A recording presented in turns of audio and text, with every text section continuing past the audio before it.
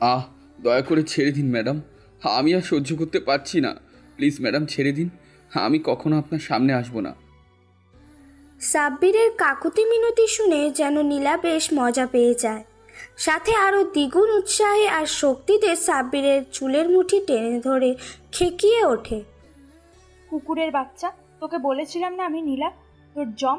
বারবার তোকে নিষেধ করেছি আমার বান্ধবীর দিকে চোখ তুলে তাকাবি না। বল, তবুও কোন সাহসে মিমের দিকে তাকিয়েছিলি? ম্যাডাম, আমি মিমাপুর দিকে তাকাইনি, সেই আমার কাছে এসেছিল। এবার ছেড়ে দিন ম্যাডাম, আমার ভীষণ ব্যথা করছে। সহ্য কর চাকরের বাচ্চা। বামন হয়ে চাঁদে হাত দেওয়ার স্বপ্ন, তাই না? আমি বুঝি না তোর মনে কি চলে। ম্যাডাম আমি সত্যি বলছি, আমি।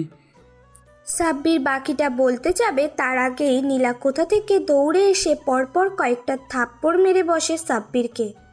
চিকন হাতে থাপ্পড় খেয়ে সাব্বির স্তব্ধ হয়ে যায়। চুলের ব্যথা ভুলে গিয়ে নিস্তেজ হয়ে মাটিতে লুটিয়ে পড়তে গিয়েও পারে না, কারণ তখনও নীলা সাব্বিরের চুলের মুঠি ধরে রেখেছিল।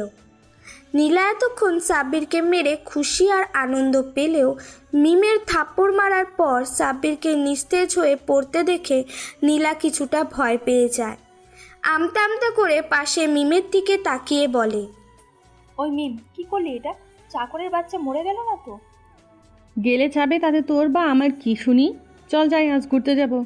নীলা মিমের হাত ধরে বলে, কি বলিস এগুলো? খুনের দায়ে ফাঁসবি নাকি তুই? আমার কিন্তু ভীষণ ভয় করছে, বুঝলি? না জানি কি হয়ে যায়। নীলার কথা শুনে মিম জোরে হেসে ওঠে আর বলে, আরে এরা হলো চাকরের বাচ্চা, এরা নাটক অভিনয় বেশ পটু। দেখবি একটু পরপরই ঠিক হয়ে গেছে। ওর চুল ছেড়ে চল তো, আমরা যাই, রমনার বটমূলে যাব। কিন্তু একা ফেলে যাওয়া কি ঠিক হবে? তাছাড়া এ তো আমার ড্রাইভার। নীলার কথা বলার মাঝেই খেয়াল করে ক্যাম্পাসের 100 বছর বয়সী বটগাছের আড়াল থেকে দুটো ছেলে বারবার উকি দিচ্ছে। ছেলেগুলো আর কেউ নয়, সাব্বিরের বন্ধু আবির আর রাফি। নীলা ওদের দেখেই খেকিয়ে ওঠে। ওই চাকরের বন্ধুর দল, এদিকে এগিয়ে আয়। নীলার ডাকে বটগাছের আড়াল থেকে ভয়ে ভয়ে বেরিয়ে আসে আবির আর রাফি। হ্যালো, তারপর, কি হয়েছে আপু, ডাকছো যে? কি হবে মানে? তোরা এমন চোরের মতো উকি মারছিলে কেন শুনি? পিঠে বুঝি 2-4 ঘা বসাতে হবে? কই কই, না তো আপু, আমরা তো শুধু দেখছিলাম। ব্যাস, এখন তোর বন্ধু চাকরের বাচ্চাটাকে সামলা। ডাক্তারের কাছে নিয়ে যেতে হলে নিয়ে যাবি। কথাটা বলেই নীলা মিমকে নিয়ে চলে যেতে নিবে, অমনি রাফি তুতলিয়ে বলে ওঠে, কি কিন্তু আপু, ডাক্তার কাছে গেলে তো? বাকিটা রাফি বলার আগেই নীলা ওর ব্যাগ থেকে চকচকে দুটো 1000 টাকার নোট রাফির মুখের ওপর ছুঁড়ে মেরে তাচ্ছিল্যের স্বরে বলে, ও মাই গড, আমি তো ভুলেই গিয়েছিলাম। তোরাও তো হলে ছোট লোকের বাচ্চা। বন্ধুকে ডাক্তারের কাছে নিয়ে যাওয়ার হয়তো টাকা নেই। যাই হোক, নে, টাকা দিলাম, এবার নিয়ে যা। আর শোন, ও সুস্থ হলে বলে দিবি গাড়ি বাসায় নিয়ে যেতে। কথাটা বলে নীলা চলে যায়। আবিরও মুচকি হেসে রাফির দিকে তাকিয়ে বলে, দেখলি রাফি, বড়লোক বাবার মেয়েরা কেমন হয়। টাকার গরমে নিজেদের হিতায় তো গ্যাং হারিয়ে ফেলেছে, বুঝলি? তবে চিন্তা করিস না, আজ ওরা যা করেছে আগামীকাল তার চেয়েও বেশি কিছু বুক করবে। তাই যেন হয়। চল চল, সাব্বিরকে নিয়ে যাই। ইস, কিভাবেই না ওই পেতনি থাপ্পড় মেরেছে। আবির আর রাফি মিলে সাব্বিরকে কোলে তুলতে যাবে, তার আগেই সাব্বির অস্পষ্ট সুরে বলে, দোস্ত, আমি ঠিক আছি, আমাকে একটু ছায়ায় নিয়ে চল, মাথাটা কেমন চক্কর দিচ্ছে। দুজনে দ্রুত সাব্বিরকে নিয়ে বটতলার নিচে চলে আসে। কারো মুখে কথা নেই, এ সময় বছর 7-8-এর একটা ছোট্ট বাচ্চা হাতে বরফের পলিথিন হাতে দৌড়াতে দৌড়াতে সাব্বিরদের সামনে এসে জোরে জোরে শ্বাস নিতে থাকে। কিছু বলতে যাবে তার আগেই রাফি বলে, কি রে বিচ্ছু, এভাবে দৌড়ে আসলি কেন? কুত্তার তারা খেলি নাকি? আরে না ভাইয়া, কুত্তারাও আমাকে ভয় পায়। তুমি জানো, আমি রোজ ক্যাম্পাসে কুত্তাগুলোকে ফ্রিতে চা খাওয়াই। দারুণ বলেছিস। এখন এই কথা আর কাউকে বলিস না, কুত্তাগুলো শুনলে সে ঘেউ ঘেউ করবে। সে আর বলতে, এখন এই নাও তো বরফের পলিথিন, সাব্বির ভাইয়ের গালে লাগিয়ে দাও। বাবা, তুই বরফ নিয়ে এসেছিস? দেখি। তা তুই তো ছিলি না, জানলি কি করে? আরে আমি ছিলাম গেটের সামনে, তখনই দেখলাম ওই বড়লোকের বেটি দুটো সাব্বির ভাইকে মারছিল। আচ্ছা আচ্ছা, আর শুনবো না এইসব। দেখি সাব্বির দোস্ত, গা লেগিয়ে দে, বরফ লাগিয়ে দিই। আহ রাফি, এভাবে কেউ ধরে শুনি? সাব্বির মিটিমিটি এসে ডান গালে গিয়ে দেয়। রাফিও বরফের পলিথিন সাব্বিরের গালে লাগানো মাত্রই সাব্বির চিৎকার করে উঠে গাল সরিয়ে নেয়। তারপর আহ, গলাটা তো আমার পুড়ে গেল। চুপ বেটা, মেয়ের হাতও মার খেয়েও দেখি তোর লজ্জা শরম হয়নি। একটু সহ্য করতেই হবে। রাফি, বাদ দে, বরফ লাগাস না, এতে জ্বালা আরও বাড়বে। তো কি করব? চল ডাক্তারের কাছে নিয়ে যাই ওকে। দেখছিসই তো বেচারার মুখ কেমন শুকিয়ে গিয়েছে। সাব্বির দ্রুত রাফির কোল থেকে মাথা তুলে বরফের পলিথিন নিজের মাথায় ধরে বলে, আরে না না, ডক্টর লাগবে না, গেলেই ওরা ইঞ্জেকশন দিবে। তার চেয়ে এক কাজ কর, চল ক্যান্টিনে যাই, পেট ভরে কিছু ভালো মন্দ মেরে দিই। ভালো বলেছিস। কালি দুটো যাওয়ার আগে 2000 দিয়ে গেছে। কিন্তু ওটা তো সাব্বিরের চিকিৎসার জন্য। রাখ বেটা, তোর চিকিৎসা আমি এখন বেশ ভালো অনুভব করছি। তিনজনে উঠে দাঁড়ায়। এমন সময় পিচ্চু চলে যেতে পা বাড়াবে, অমনি সাব্বির পিচ্চুর হাত চেপে ধরে বলে, আরে আরে পিচ্চু, তুই কোথায় যাচ্ছিস? চা বিক্রি করতে হবে না, তোমরাও যাও খেতে, আমি যাই। কিটলি রেখে এসেছি রাস্তায়, কেউ আবার নিয়ে চলে যাবে। পাগল ভাই আমার, তোকে ছাড়া আমি কিছু খাবো নাকি শুনি? চল চল ক্যান্টিনে, বিরিয়ানি খাবো। আচ্ছা ভাইয়া, তোমরা এগো, আমি জুতো চায়ের কেটলিটা নিয়ে আসি। পিচ্চু চলে যায়। সাব্বির রাফিদের নিয়ে ক্যান্টিনের দিকে এগিয়ে যেতে যেতে বলে, বুঝলি রাফি, রক্তের সম্পর্কের চেয়ে একটা রুটির বিনিময়ে অর্জন করা ভালোবাসা খুবই সহজ। পিচ্ছুর কথা বলেছিস তো? হ্যাঁ, ওরই কথা। একে আমি পেয়েছিলাম চার মাথার মোড়ে, জ্বরে কাতরাচ্ছিল। আশেপাশে না ছিল বাবা মা, না ভাই বোন। অনেক কষ্টে নীলা ম্যাডামের বাসার গ্যারেজে আমার বরাদ্দকৃত ঘরে লুকিয়ে সেবা যত্ন করে সারিয়ে তুলেছি। কিন্তু ওকে তুই পড়াশোনা না করিয়ে এভাবে চা বিক্রি করতে দিলি কেন? চাইলেই তো স্কুলে ভর্তি করিয়ে দিতে পারতি। হ্যাঁ পারতাম, তবে দেয়নি। পড়াশোনার মূল্য নেই এখন। আর মাস্টার্স পড়াশোনা করলে চাকরি মেলে না, বরং 5 লাখ টাকা দিলে চাকরি মেলে। কি দরকার এই জীবনটাকে এই প্যারাময় পড়াশোনায় জড়িয়ে ফেলার? এখন থেকে নিজের কর্ম করে যাব, ভবিষ্যতে কাজে আসবে। তাহলে তুই করছিস কেন? এত পড়াশোনা বাদ দিয়ে দে না। আমি এই সিস্টেমটাকে পরিবর্তন করতে পেরেছি। যাই হোক, টেবিলে বস, কি খাবি অর্ডার দে। একটু পর পিচ্চু নিজেও এসে সাব্বিরের পাশে বসে। চারজন আয়েশ করে বিরিয়ানি খেয়ে নেয়। তারপর রাফি আবির চলে যায়। সাব্বির আর চোখে পিচ্চুর দিকে তাকিয়ে বলে, পিচ্চু, বলো ভাইয়া। পড়াশোনা করতে ইচ্ছে করে তোর? না, আমার ভালো লাগে না ভাইয়া। আর আমি পড়াশোনা জানা কাউকে সাহায্য করতে পারি না। কেন কেন? কেন আবার? ওই যে নীলা ম্যাডাম আছে না, সেও তো পড়াশোনা করে, তবু আমাকে বিনা কারণে মারে। পাগল, পড়াশোনা করলেই মানুষ হওয়া যায় না, বুঝলি? মানুষ হতে হলে দরকার মনুষ্যত্ব, যা সবার থাকে না। এখন যা ভাগ, আমি যাই গাড়িতে। রাতে বেশি দেরি করবি না, চলে আসিস বাসায়। আচ্ছা। পিচ্চুকে বিদায় দিয়ে সাব্বির আপন মনে গুনগুন করে গান গাইতে গাইতে এসে বসে গাড়িতে। ঠিক তখনই কোথা থেকে হন হন করে হেঁটে আসছে। গাড়িতে বসলো নীলা, মুখে একরাশ রাগ। সাব্বির এক পলক নীলার দিকে তাকিয়ে বলে, ম্যাম কোথায় যাব? বাসায় চল দ্রুত। কুত্তার বাচ্চাগুলোর এতে বড় সাহস, আমাকে টেস্ট করে। ওদের আমি খুন করে ফেলবো। সাব্বির দ্রুত গাড়ি চালাতে শুরু করে। রাত 11টা এমন সময় ওপরতলা থেকে হুঙ্কারের শব্দ শুনে পিচ্চু আর সাব্বির দুজনেই ভয় পেয়ে যায়।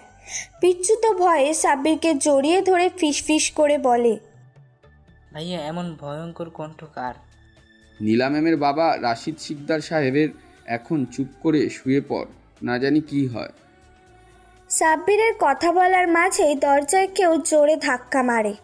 সাব্বির দ্রুত উঠে গিয়ে দরজা খুলে দিতেই দেখে রাশেদ শিকদার অগ্নিমূর্তি নিয়ে দাঁড়িয়ে আছেন। সাব্বিরের ভয়ে গলা শুকিয়ে আসে, ভাঙা ভাঙা গলায় বলে, স্যার কিছু বলবেন? তুই থাকতে আমার মেয়েকে ওই কুত্তার বাচ্চাগুলো ইভটিজিং করলো কীভাবে বল শালা? আমি তখন ছিলাম না স্যার। নিলামে আমার তার বান্ধবী আমাকে মেরে ফেলে গিয়েছিল বটতলায়। কি তোকে মেরে ফেলে গিয়েছিল নীলা? তাহলে তোরা একসাথে ফিরলি কি করে বল? আমি জানি না স্যার, নিজের হুঁশ ফিরলে দেখি বন্ধুদের পাশে শুয়ে আছি আমি। তারপর হালকা কিছু খেয়ে গাড়িতে উঠতেই নীলা ম্যামের কোথা থেকে যেন হন করে এসে গাড়িতে বসলো। আজ তোকে কিছু বললাম না, এরপর থেকে নীলার পাশ দিয়ে যদি তুই নড়িস তোকে খুন করে ফেলবো। আর হ্যাঁ, ওই আকাশ নামের ছেলে সমস্ত ডিটেলস আমাকে দিবি। কালকের মধ্যে ওর কলিজা আমি ভুনা করে কুত্তাকে খাওয়াবো। কথাটা বলে রাশেদ শিকদার চলে যায়। সাব্বিরও হাঁপ ছেড়ে বাঁচে। আর দরজা লাগাতে যাবে অমনি কোথা থেকে নীলা দৌড়ে এসে দরজায় লাথি মেরে সাব্বিরের গলা টিপে ধরে বলে, এই চাকরের বাচ্চা, তোকে আমি মেরেছি সেটা তুই বাবাকে বলতে গেলি কেন? তোকে বলেছিলাম না বাবাকে এসবের কিচ্ছু না বলতে? আমি অত কিছু জানি না ম্যাম। তিনি আমার কাছে জানতে চেয়েছিল আমি কেন আপনার পাশে ছিলাম না। আমি সত্যি সত্যি বলে দিয়েছি। এখন আপনি যা করেছেন স্যার জিজ্ঞেস করলে বলে দিবেন। নীলা সাব্বিরকে পরপর কয়েকটা থাপ্পড় মেরে বলে, আজকের পর তোর মুখে যদি আর একটা টু শব্দ শুনি তোকে খুন করে ফেলবো ড্রাইভারের বাচ্চা। আর হ্যাঁ, তোর সাথে তোর ওই পিচ্চুকেও পুঁতে ফেলবো। কথাটা বলে নীলা হনহন করে চলে যায়। সাব্বির নিজেও দরজা লাগিয়ে ঘুমোতে যাবে অমনি পিচ্চু টিপটপ চোখে তাকিয়ে বলে, ভাইয়া এক কাজ করি, চলো আমরা এখান থেকে চলে যাই, এর চেয়ে ভালো জায়গায় চাকরি পাবে তুমি। না রে, সে সম্ভব না। এই বাড়ির কর্তা মানে রাশেদ শিকদার সাহেবের কাছে আমি অনেক ঋণী। তোর মতন আমারও বাবা মার পরিচয় ছিল না। ছোটবেলায় তিনি আমার রাস্তা থেকে তুলে এনে এখানে রেখেছে, পাশাপাশি পড়িয়েছে। এখন বল কি করে তোকে আমি ছেড়ে যাই? তাই বলে ওই নীলা ম্যামের গালি আর মার খাবে তুমি? আমার দেখতে অনেক কষ্ট হয় ভাইয়া। ওসব বাদ দে না, চল ঘুমাই। আগামীকাল আবার পরীক্ষা আছে বুঝলি। সাব্বির পিচ্চুকে জড়িয়ে ধরে ঘুমিয়ে পড়ে। পরের দিন সকাল সকাল পিচ্চি চা বানিয়ে বেরিয়ে যায়। সাব্বিরও গাড়ি ধুয়ে মুছে গ্যারেজ থেকে বের করে অপেক্ষা করতে থাকে নীলার জন্য। এমন সময় রাশেদ শিকদার সাব্বিরের সামনে এসে বসে। কিরে, তোকে গতকাল রাতে যা বলেছিলাম মনে আছে তো? জি জি স্যার, মনে আছে। ওর সমস্ত ডিটেলস আমার চাই। কুত্তার বাচ্চাকে আমি টুকরো টুকরো করতে না পারলেও হাড্ডিগুলো ভেঙে ফেলবো। বলছিলাম কি স্যার, ওদের সাথে না লাগতে গেলে হয় না। ওরা আসলে ভীষণ বড় মস্তান। তাছাড়া আকাশের বাবা এখনকার এমপি। তার ছেলেকে এখন যদি আপনি কিছু করেন সে কি আপনাকে ছেড়ে দেবে? এমন সময় রাশেদ শিকদার সাব্বিরের সামনে এসে বলে, তুই দেখি আজও চিনলি না আমায় সাব্বির? এত বছর আমার বাসায় আসিস অথচ আমাকে চিনিস না। না মানে? এসব মানে বাদ দে। শোন, এত বড় কোম্পানির মালিক এবং বাজার এমনি এমনি ধরে রাখতে পারেনি। আমার শিকড়ের জোর বিশাল। ব্যবসা টিকিয়ে রাখতে মাসে 1000 কোটি টাকা ভাগ দিতে হয় বড় বড় গুন্ডা থেকে শুরু করে মন্ত্রীদের। বুঝেছি স্যার, তবুও। ব্যাস, আর একটা কথাও না। তোকে যা বলছি তাই করবি, এর বেশি কথা বলবি না। ওই শালাকে আমি টুকরো টুকরো করব। হ্যাঁ, তাই করব এবং এটাই ফাইনাল। কথাটা বলে চলে যায় শিকদার সাহেব। তার কিছুক্ষণ পরেই নীলা এসে গাড়িতে বসে সাব্বিরকে বলে, কি রে ড্রাইভারের বাচ্চা, এত সময় বাবার সাথে কি নিয়ে আলাপ করলি শুনি? না এমনি ম্যাডাম। ভুলেও যদি বাবাকে বলে দিস রাতে আমি তোর ঘরে গিয়ে তোকে মেরেছি, তবে মনে আছে তো কি করব আমি? জি। এখন গাড়ি স্টার্ট দে, কলেজের সময় হয়ে গেল।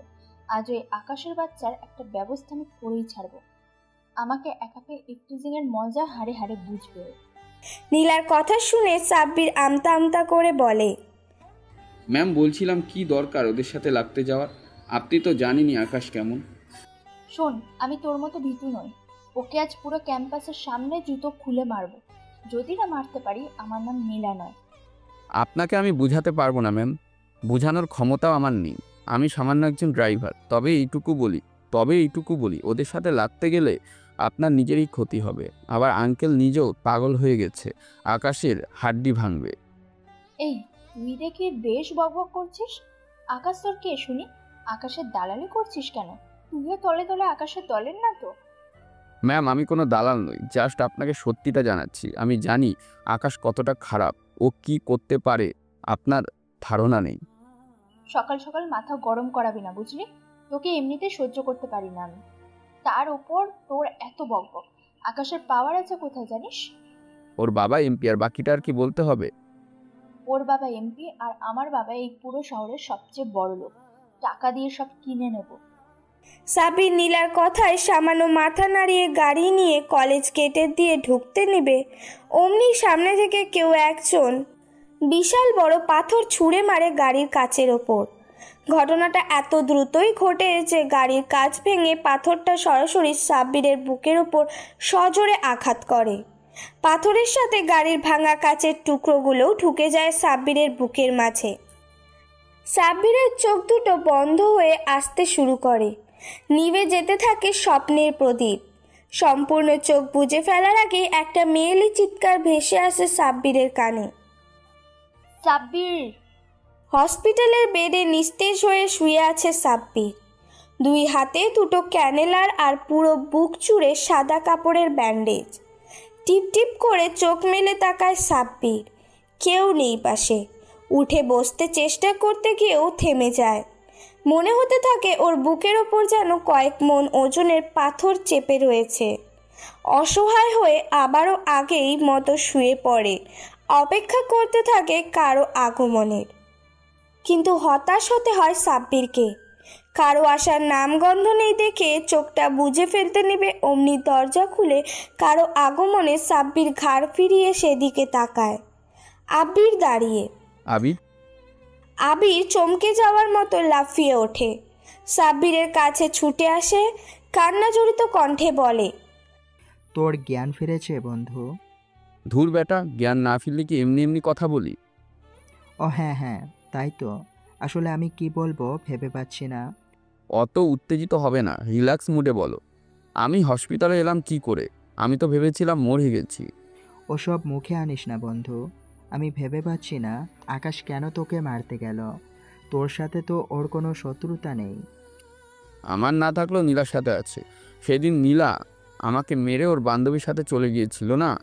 সেদিন কোনো এক সময় নাকি নীলাকে আকাশ ইপটিজিং করে, আর তখন থেকেই ঝামেলা। সালা, ওদের দুজনের চক্করে আজ আমি মরতে বসেছিলাম। যাক, বাদ দে। একদিনের মধ্যে তোর হুঁশ ফিরেছে, আলহামদুলিল্লাহ। পিচ্চুর কান্না দেখলে তুই যে কি করতি। আর ম্যাডাম? ওর আবার কান্না তোকে গাড়িতে রেখে ছুটে পালিয়েছিল। ভাগ্য ভালো আমি ওই সময় কলেজের গেটে ঢুকেছিলাম। ও আমাকে দেখতে একবারও আসেনি। এসেছিল, তবে হসপিটালে ঢুকে তোকে দেখে যায়নি। হসপিটালের গেটে আমাকে দেখে একটা 1000 টাকার বান্ডিল দিয়ে চলে গেছে, আর বলে গেছে লাগলে আরও দেবে। বাহ বাহ, টাকার বেশ গরম দেখছি।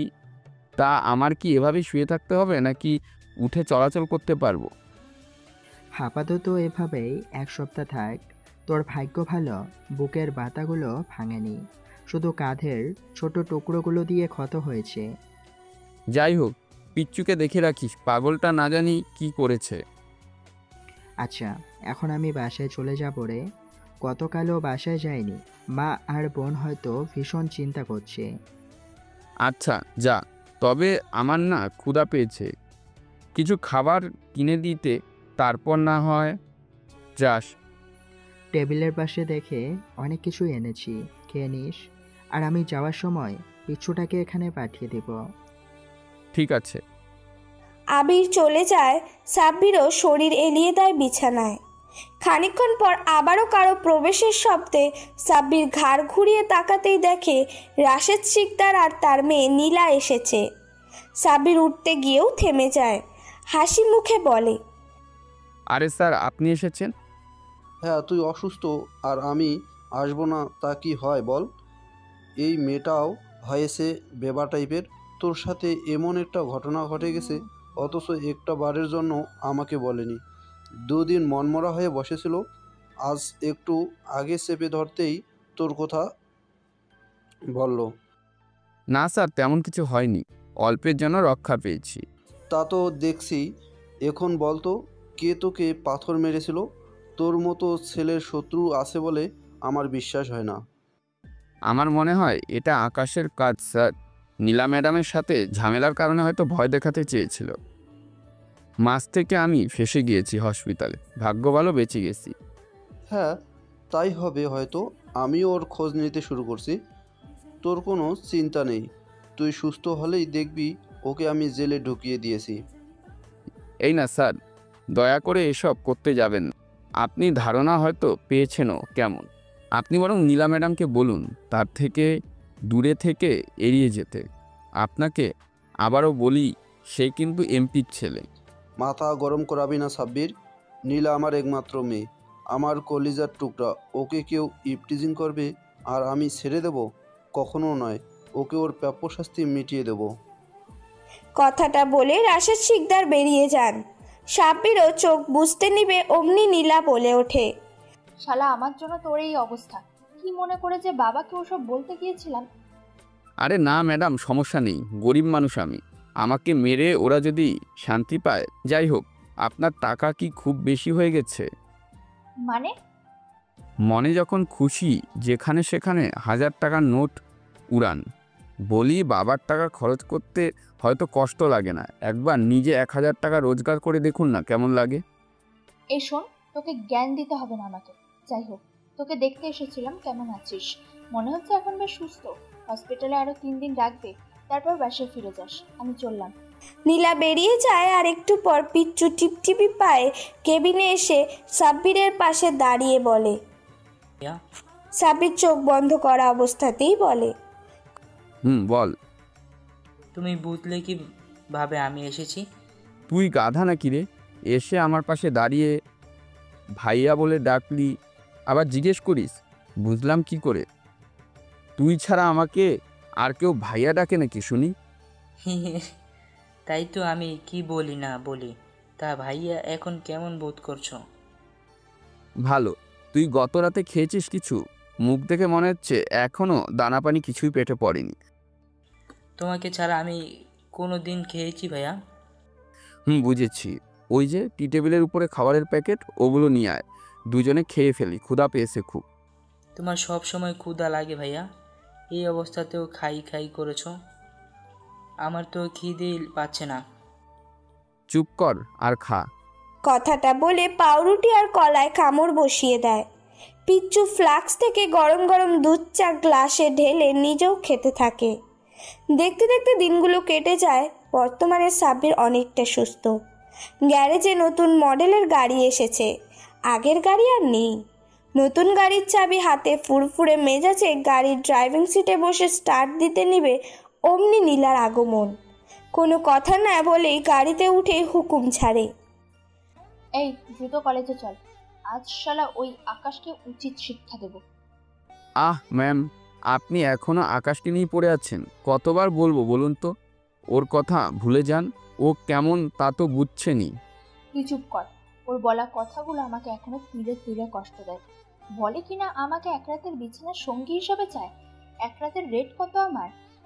ম্যাডাম শান্ত হন, এভাবে ওপেনলি কিছু করা যাবে না। যা করতে হবে প্ল্যানিং করে। তাছাড়াও আমাদের প্ল্যান সাকসেসফুল হওয়ার আগেই দেখবেন ওকে কেউ টপকে দিয়েছে। কে টপকে দেবে? ওর বাপের যত শত্রু টত্রু 1000টা মানুষেরও নেই। যাই হোক, আকাশকে কিছু বলবেন না ম্যাম, আমি আর হসপিটালে যেতে চাই না। নীলা খানিকটা ভেবে বলে, ঠিক আছে, তাহলে কলেজে যাব না। চল বাবার অফিস থেকে ঘুরে আসি। নীলা খানিকটা ভেবে বলে। সাব্বির গাড়ি চালাতে শুরু করে। 30 মিনিট পর রাশেদ শিকদারের অফিসের সামনে এসে গাড়ি থামতেই নীলা নেমে যায়। সাব্বিরও গাড়ির পার্কিং করে গাড়িতে বসে থাকে। এমন সময় নীলা পেছন ফিরে তাকিয়ে বলে, ওই চাকরের বাচ্চা, তুই আবার গাড়িতে বসে থাকলি কেন? আয় ভেতরে আয়। আমি কি করব গিয়ে ম্যাডাম? আপনি যান, আমি বসে আছি। না, তুইও আয়। বলা যায় না আবার কে না কে তোর ওপর পাথর ছুঁড়ে মারে। কথাটা বলে নীলা হেসে ওঠে আর সাব্বির অপলক নীলার হাসির দিকে তাকিয়ে বেরিয়ে আসে গাড়ি থেকে। রাশেদ শিকদারের অফিস রুমে নীলা আর সাব্বির বসে আছে। নীলা বারবার ওর বাবার সাথে কথা বলার চেষ্টা করলেও তিনি ভীষণ চিন্তায় মাথা চেপে বসে আছেন। নীলা আর থাকতে না পেরে হনহন করে ওর বাবার পাশে গিয়ে দাঁড়িয়ে বলে, বাবা, আমি তোমাকে কিছু বলতে চাইছি, আর তুমি এভাবে মাথা চেপে বসে আছো কেন? রাশেদ শিকদার মাথা তুলে হাসতে চেষ্টা করতে গিয়েও থেমে যায়। গভীর চাহনিতে এক পলক মেয়ের চেহারার দিকে তাকিয়ে চোখটা নামিয়ে নিয়ে বলে, কোম্পানির ভীষণ লস হয়ে গেছে রে মা। আজকের দিনের পর দিন ফাঁকি দিয়ে ম্যানেজার হিসাবে গরমিল করেছে, আর এই গরমিল করে না হলেও কয়েকশো কোটি টাকা সে হাতিয়ে নিয়ে দেশ ত্যাগ করেছে। কি বলছো তুমি এসব বাবা? তোমার মতো কড়া একজন এমডির চোখে ফাঁকি দিয়েছে সামান্য এক ম্যানেজার? না রে মা, এখানেই তো আসল পেঁয়াজ আছে, যা আমি নিজেও প্রথমে বুঝিনি, এখন সব পরিষ্কার। খুলে বলো তো বাবা। আমার অফিসের শেয়ারের 60% আমার, বাকি 40% কয়েকজন শেয়ার হোল্ডারের। আর এই শেয়ার হোল্ডারেরাই ম্যানেজারকে লোভ দেখিয়ে হিসাবে গরমিল করিয়েছে, সাথে কোম্পানির লস করে তারা নিজেদের পকেটে কোটি কোটি টাকা ঢুকিয়েছে। বর্তমান ওরা আমার নামে টাকা আত্মসাতের মামলা করতে প্রস্তুত। আমার কাছে সব প্রমাণ থাকলেও আমি অসহায় রে মা।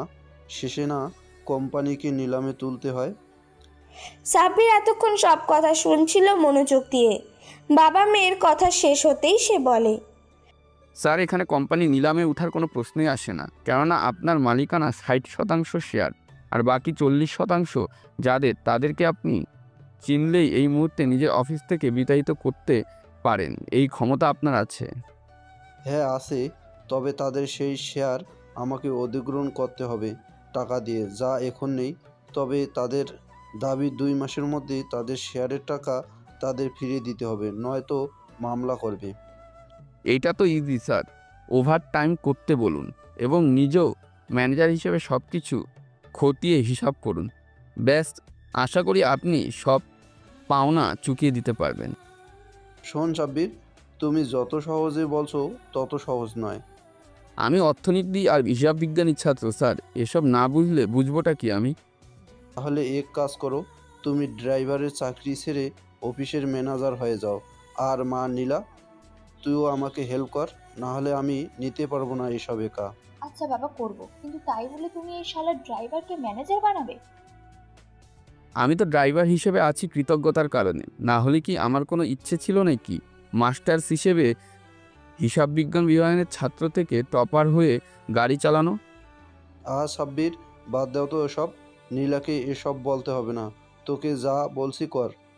এখন চাইলে আজই অফিসে বসে যা, আমি একটু ওই এমপির পুত্রের খবর নিয়ে আসি। আবার এমপির পুত্র মানে ওই আকাশের খবর নিতে যাচ্ছেন স্যার? হ্যাঁ, ওর ব্যবহারটা না করে শাস্তি পাচ্ছি না, ওকে মেরে টুকরো টুকরো করতে ইচ্ছে করছে। স্যার, আগে অফিস তো সামলান, তারপর না হয় ওসব ভাববেন। ওরা রাজনীতির প্যাচ খুব ভালো বোঝে। এই সময় ওদের সাথে লাগতে গেলে আপনারও শেয়ার হোল্ডারদের সাথে মিলিত হয়ে বড় ক্ষতি হবে। তাই বলে আমার মেয়েকে বিছানায় চাওয়া কুত্তার বাচ্চাকে আমি দিব্যি হেঁটে বেড়াতে দেখব? তুই বুঝতে পারছিস না এটা বাবা হিসেবে কতটা লজ্জার। আপনাকে কিছু বলতে চাচ্ছি না স্যার, আপনার যা ভালো মনে হয় করুন, আমি এসবের মধ্যে নেই। সে আমি জানি, তুই হলি ভিতর ডিম, যা কাজ শুরু কর, আমি একটু রেস্ট নেই।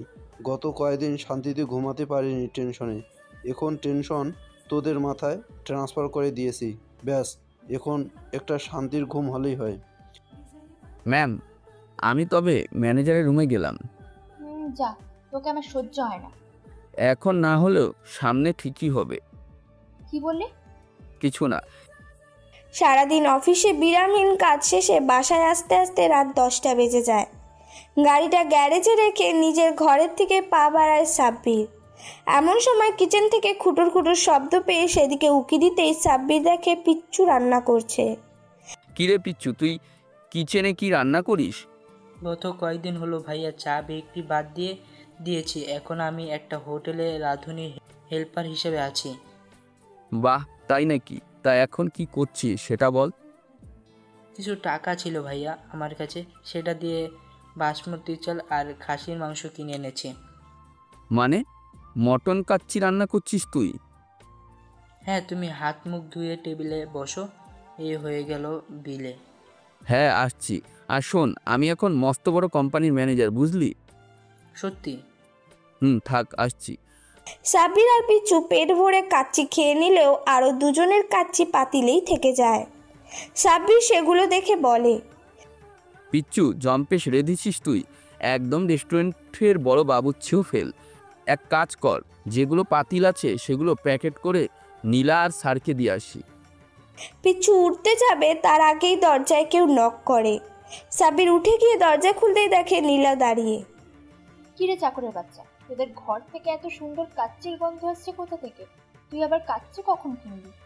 চাকর বলবেন না এখন আর, একদম। আমি আর চাকর নই, আমি এখন ম্যানেজার। এক চুপ, বেশি বকবক করবি না। তুই এখন আমার চাকর, সাথে ড্রাইভারও। সে যাই হোক, কাচ্চি পেলি কই? পিচ্চু এখন একটা মস্ত বড় রেস্টুরেন্টের রাঁধুনি হেল্পার। বুঝেছি বুঝেছি, সেখান থেকে চেয়ে এনেছে বুঝি বেঁচে যাওয়া পাতিলের অবশিষ্ট খাবার। তোদের দ্বারা এগুলোই সম্ভব। আপনারা বড়লোক বলেই এত বড় মাফিজ, পুরো কথা না শুনে আগেই বকবক করে। শুনেন, পিচ্চু ওই রাঁধুনি থেকে রান্না শিখেছে আর আজ নিজেই রাঁধছে। আসুন, গরিবের ঘরে আপনাকে স্বাগত। আরও অনেক আছে, খেয়ে দেখুন, ফ্যান হয়ে যাবেন ওর। খেতাম না, তবে এখন অনেক রাত হয়ে গেছে, রেস্টুরেন্ট হয়তো বন্ধ। চল দেখি, আজ তোদেরটাই টেস্ট করি। আমি আবার কাচ্চি ডাইন ছাড়া খাই না। পিচ্চু, প্লেট নিয়ে আয় তো কাচ্চি, নীলা ম্যাম খাবে। বলতে দেরি পিচ্চু আসতে দেরি করেনি। নীলা ঘৃণ ঘৃণ করতে করতে এক লোকমা মুখে দিতেই চমকে ওঠে। অবাক আর বিস্ময়কর চাহনিতে পিচ্চু আর সাব্বিরের দিকে খানিকক্ষণ তাকিয়ে থেকে বলে, এগুলো এই পিচ্চু রেঁধেছে? জি। আহ, এত এত টেস্ট! আমি কখনোই এমন স্বাদের কাচ্চি খাইনি। লবণ ঝাল সব দিক দিয়ে পারফেক্ট। ও আমি জানি ম্যাডাম, আপনি খেতে থাকুন। নীলা আর কিছু না বলে খেতে থাকে গপ গপ করে। আর নীলার খাওয়া দেখে পিচ্চু সাব্বির মিটমিটি হাসে। ক্যাম্পাসের আমতলায় সাব্বির, রাফি আর আবির বসে আড্ডা দিচ্ছে। এমন সময় রাফি বলে, কি রে সাব্বির, শুনলাম তোকে নাকি আকাশ ওর লোক দিয়ে পাথর মেরেছিল। 1 মাস হসপিটালে ছিলাম, আর তুই শালা দেখতেও যাসনি আমায়। তুই তো জানিস ছোট একটা চাকরি করি, এই চাকরি ছেড়ে কোথাও যেতে পারছি না। এই বাসিটি শেষেই আবার চাকরিতে যাব, সেখানেই সারাদিন কেটে যায়। ও না গেলে কি হবে? আমি তো গিয়েছিলাম। আর শোন, কিছু টাকা বেঁচে গিয়েছে, ওসব কি করব? রেখে দে, কোনো এক সময় কাজে লাগবে। শোন, আমি এখন নীলাদের কোম্পানির ম্যানেজার। বলিস কি, ড্রাইভার থেকে সোজা ম্যানেজার? তোর কপাল দেখি খুলে গেল। খেলেনি রে ভাই, চেষ্টা করেছি, তবে পেয়েছি। শোন, আমি আসছি, আর ক্লাস করার ইচ্ছে নেই। তুই টপার বয়, ক্লাস করো কি না, এবার তুই ফার্স্ট হবি, নো টেনশন। সাব্বির হি হি হি, তাই না, আচ্ছা উঠি। সাব্বির উঠতে নিবে অমনি কয়েকটা মস্তান টাইপের ছেলে পেলে এসে সাব্বিরদের সামনে দাঁড়ায়। সাব্বির ছেলেগুলোর দিকে তাকিয়ে চিনে ফেলে এরা এমপির ছেলে আকাশের লোক। সাব্বির ভয়ার্ত চেহারায় সবার দিকে তাকিয়ে বলে, কি হয়েছে হঠাৎ তোরা আমার সামনে? আমার তো সময় নেই, আমার অফিসে যেতে হবে। মাথা গরম করাস না সাব্বির, তুই আমাদের সাথেই পড়িস বলে গায়ে হাত দিচ্ছি না। চুপচাপ চল, নয়তো গুলি করে খুলি উড়িয়ে দিব। আর তাছাড়া এত তাড়াতাড়ি পাথরের আঘাত ভুলে গেলি? না, ভুলিনি, চল চল, এক্ষুনি আমি যাচ্ছি তোদের সাথে। মুখোমুখি দাঁড়িয়ে আছে সাব্বির আর আকাশ দুজনেই। একই ব্যাচের হলেও দুজনের মধ্যে আকাশ পাতাল তফাৎ। একজন টপার বয়, আরেকজন শহরের টপ মস্তান বখাটে।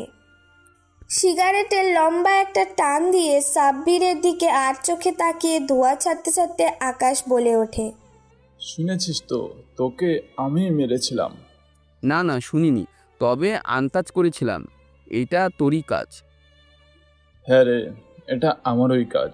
বেচারি নীলাকে ওই পাথর মারতে চেয়েছিলাম, পরে ভাবলাম ওর এত সুন্দর শরীর, এই পাথরের আঘাতে ক্ষত হলে যখন ওকে তুলে নিয়ে গিয়ে খাবো তখন মজা পাবো না, তাই ভাবলাম তোকেই মেরে দেই। কিন্তু ভাই আমাকে মেরে কি হলো? জানিনি আমার বাবা মা কেউ নেই, এতিম আমি। জানি রে জানি, সেই কারণেই গুলি করিনি। শোন, তোকে মেরেছি একটা কারণে, ওই সুন্দরী ফুলটুসিকে একটু ভয় দেখাতে। এখন রোজ শালিক হুমকি দেই আর নোট চাই, বুঝলি? কিন্তু শালিক দেয় না। ভাবছি ওকে এবার তুলে আনবো আর ঠিক এখানেই ফেলে আদর করব। ছি, এসব বলতে তো লজ্জা করে না? কিসের লজ্জা সাব্বির? পুরুষদের লজ্জা আছে নাকি শুনি? যা যা ভাগ তুই। তুই শালা কাপুরুষ ভেবেছিলাম তোর সাহায্য ওকে অক্ষত অসহায় তুলে আনবো, কিন্তু হবে না, তুই যা। সাব্বির আকাশের দিকে কটমট চোখে তাকাতে গিয়েও শান্ত চাহনিতে ওর চেলাপেলার দিকে এক পলক তাকিয়ে কলেজের পেছনের জঙ্গলের মাঝ থেকে বেরিয়ে আসে। গাড়ি পার্কিং করার জায়গায় এসে দেখে নীলা আগে থেকেই গাড়িতে বসে আছে। সাব্বিরও গাড়িতে বসে মুখটা গোমরা করে গাড়ি স্টার্ট দিতে যাবে, অমনি নীলা বলে, কিরে ড্রাইভার, আজ তো চেহারায় হাসি নেই কেন? আকাশ ওর লোকদের দিয়ে তুলে নিয়ে গিয়েছিল জঙ্গলে। কি, ওর এত বড় সাহস? ওখানে তুলে নিয়ে গিয়ে আপনাকে কিভাবে কোথায় ধর্ষণ করবে তার বর্ণনাও দিয়েছে ও। ভেবেছিল আপনাকে আমরা। বাকিটা বলার আগেই নীলা সজোরে সাব্বিরের গালে থাপ্পড় মারতে থাকে। থাপ্পড়ে থাপ্পড়ে সাব্বিরের গাল লাল টকটকে হয়ে যায়। তবুও নীলা থামছে না দেখে সাব্বির নিরুপায় হয়ে থাপ্পড় হজম করতে থাকে। এক পর্যায়ে নীলা থামে, গাড়ির মধ্যে গর্জে ওঠে সাব্বিরের গলা টিপে ধরে বলে, শুয়োরের বাচ্চা, তুই কি বললি একটু আগে? আমাকে ওই আকাশের বাচ্চা ধর্ষণ করতে চেয়েছে? জি। গাড়ি চালা দ্রুত, বাসায় চল। আজ এই শুয়োরের বাচ্চার একটা ব্যবস্থা না করে আমি ছাড়বো না। চিৎকার করতে করতে নীলার বাসায় যেতে যেতে ওর বাবাকে বলতে থাকে, বাবা, বাবা, কোথায় তুমি? সোফায় বসে নিউজ পেপার পড়তে থাকা রাশেদ শিকদার চোখ থেকে চশমাটি খুলে টি টেবিলের ওপর রাখতে রাখতে বলে, কি হয়েছে মা, এভাবে চিৎকার করছিস কেন? বাবা, ওই আকাশের বাচ্চার খুব সাহস বেড়ে গেছে। আজ আমার চাকরের বাচ্চাকে ডেকে নিয়ে গিয়ে কিভাবে আমাকে ধর্ষণ করবে তার বর্ণনা দিয়ে এসেছে। তুমি বাবা এক্ষুনি আকাশকে উচিত শিক্ষা দাও, নয়তো আমি এই মুখ আর দেখাবো না। রাশেদ শিকদার সাব্বিরের দিকে তাকিয়ে বলে, কিরে সাব্বির, নীলা যা বলছে তা কি সত্যি? জি স্যার, আকাশ আমাকে তুলে নিয়ে গিয়েছিল কলেজের পেছনে ভাঙা পরিত্যক্ত ভবনে, তারপর ওসব বাজে কথা বলেছে। কথাটা সাব্বির ভয়ে ভয়ে মাথা নিচু করেই বলে, কারণ ও চোখ না তুললেও অনুভব করছে রাশেদ শিকদার রেগে গেছেন, ভীষণভাবে রেগে গেছেন। এমন সময় হুট করে হুঙ্কার ছেড়ে তিনি বাসা থেকে বেরিয়ে যায়। রাত ৩টা, এখনও রাশেদ শিকদার বাসায় ফিরে আসেননি। ড্রয়িং রুমে বারবার অস্থিরভাবে পায়চারি করতে থাকে ও, আর বারবার নিজেই বলতে থাকে, কেন বাবা, কি ওভাবে বলতে গেলাম? বাবা তুমি ফিরে আসো প্লিজ, বাবা ফিরে আসো। ঘড়ির কাঁটা ৩:১০ ছুঁই ছুঁই। ঠিক তখনই সাব্বির বলে ওঠে, ম্যাডাম, আপনার বাবা মানে স্যারের যে লাইসেন্স করা পিস্তল আছে সেটা দেখুন তো ঘরে আছে কিনা। কেন, তুই কি করবি? আমার কেমন যেন অস্থির লাগছে, সব কিছু কেমন এলোমেলো। এক্ষুনি আমাকে বের হতে হবে, আর বের হওয়ার আগে নিজের সুরক্ষার জন্য ওই গুলিটা ভীষণ প্রয়োজন। তুই বের হবি? তোর মতো ভিতর ডিম এত রাতে বের হবে? মজা করার সময় এখন না ম্যাম, দয়া করে দ্রুত পিস্তলটা আনুন, বের হব। আর পিচ্চু, তুই এখানে নীলার সাথে থাকবি, ঠিক আছে? আচ্ছা। নীলা দ্রুত পায়ে ওর বাবার ঘর থেকে পিস্তল বের করে এনে সাব্বিরের হাতে দেয়। সাব্বির সযত্নে ম্যাগাজিনের গুলিগুলো চেক করে লোড করে কোমরে পেছনে গুজে হাতের টর্চ লাইট নিয়ে বেরিয়ে পড়ে।